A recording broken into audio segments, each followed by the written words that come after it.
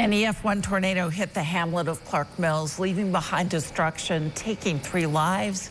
News Channel 9's Rachel Polanski uncovers how tornado warnings go out. Instead of issuing emergency alerts for entire counties, the National Weather Service sends out tornado warnings to the areas that forecasters think will be directly in the path of the storm.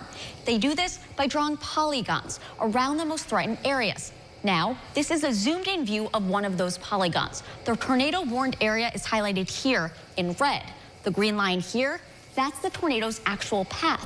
And as you can see right here, about a quarter mile of the tornado's path fell outside the polygon, meaning that many people in Clark Mills, including the 3 victims and their families, may not have gotten a tornado alert on their phones.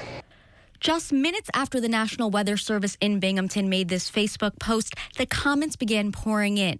Do you know why some people, but not all, received that alert? I live in Clinton, a mile from where it touched down, and I didn't receive an alert either. Yes, we have been asking the same question. Others down the road got the alerts. The 3 phones in our home did not. News Channel 9 took those concerns directly to Mark Pellerito at the National Weather Service. Some of those people may not have gotten the alert on their phones. That is possible, but again, it depends on the smartphone model that they have, the settings of their phone, and then even the locations of the cell towers that they're receiving their signal from. Looking at the timeline, the National Weather Service issued severe thunderstorm warnings at 3:14 and 3:46 a.m. The tornado warning came in at 3:54, and the tornado materialized 4 minutes later. It's one of the most dangerous things about this storm is that it happened about 4 a.m. when everyone was sleeping.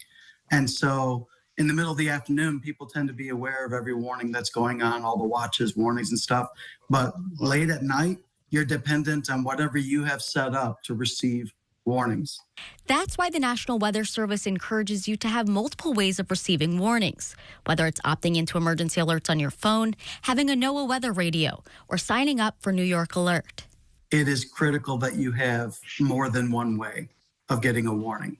And Pellerito pointed out just how rare this storm was. Since 1950, there have been 30 confirmed tornadoes in Oneida County, and only one other happened after midnight and before dawn.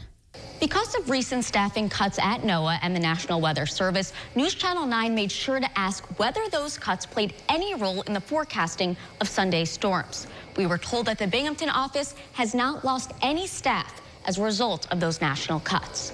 Rachel Polanski, News Channel 9.